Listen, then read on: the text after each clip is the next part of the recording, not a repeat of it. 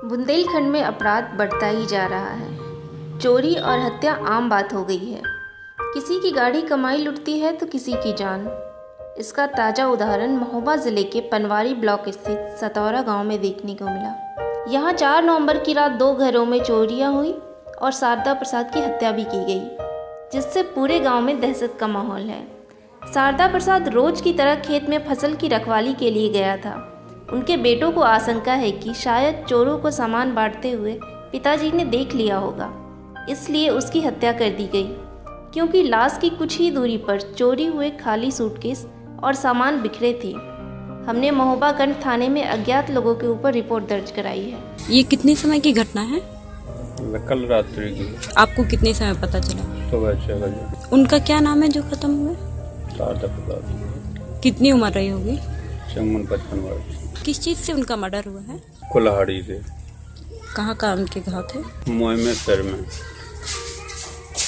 तो वो कुल्हाड़ी भी वहाँ मिली है? नहीं, कुल्हाड़ी नहीं मिली। एक लाठी से जरूर पीटा है, जो उन्हीं की लाठी थी, वो गांव के पास डली मिली। ब्लड भी लगा था उसमें। अभी तक पुलिस आई है या नहीं आई है? कल से नहीं आई, कल आई थी मैडम, और शाम तक रही, मतलब शाम के बाद फिर नहीं आई अभी तक, और ना अभी कोई खुलासा हुआ है किसी चीज़ का।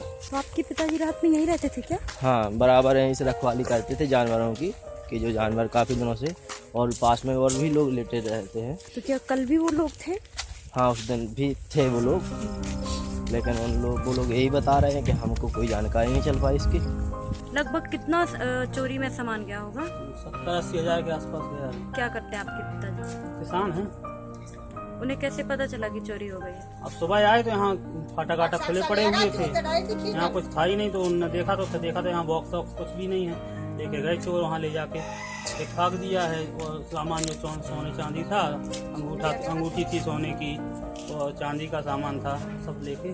तो वैसे एक जो पहला लड़का आया, एक उसने वो सामान बिखरा पड़ा देखा, तो वहाँ पे क्या हुआ कि उसने सामान देखा, वहाँ पे जब पास में गया तो एक एल्बम डला था, तो एल्बम में इसकी चोरी हुई उसकी फ़ोटो थी। तो उसने पहले उसे फ़ोन लगाया कि आपकी चोरी हुई क्या? तो उसने कहा हाँ चोरी हुई है।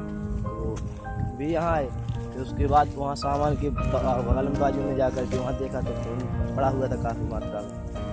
फ़ोन क्या बोला कि यहाँ मर्डर भी हुआ किसी का।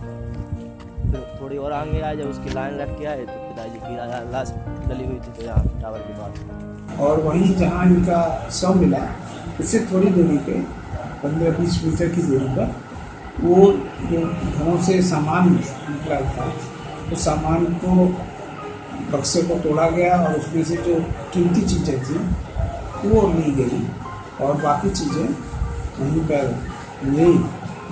तो ऐसा प्रतीत होता था कि ये जो चोर हैं, इनके द्वारा ही इनकी हत्या की गई है। ये उत्तम दृष्टि वो लग रहा है। सर, एक चीज़ नहीं समझ में आ रही कि आप इतने सारे अभियान चला रहे हैं, जगह जगह पे आप छापा, फिर भी क्या रीज़न है कि आए दिन ऐसे केसेस सामने आ रहे हैं? देखिए, ऐसा है, बात सही कह रही है। तो हमारा जनपद है तो मध्य प्रदेश और तमाम राज्य की सीमा से लगा हुआ है, मध्य प्रदेश की सीमा से। तो हम अपने क्रिमिनल्स का तो रख सकते हैं निगाह, लेकिन दूसरे जनपद में जो रहने वाले क्रिमिनल हैं उन पर निगाह रख पाना और बहुत संभव नहीं हो पाता है। तो ये जो केस है, इसमें हमें जो सूचना मिल रही है, उसमें हरपालपुर के क्रिमिनल्स का इन्वॉल्वमेंट समझ में आ रहा है, जो कि मध्य प्रदेश के हैं। तो इस कारण थोड़ी सी दिक्कत है सीमावर्ती क्षेत्रों में, और भी हम लोग जो है उनके साथ तालमेल करके कदम उठाएंगे ताकि ऐसी घटना हो न हो।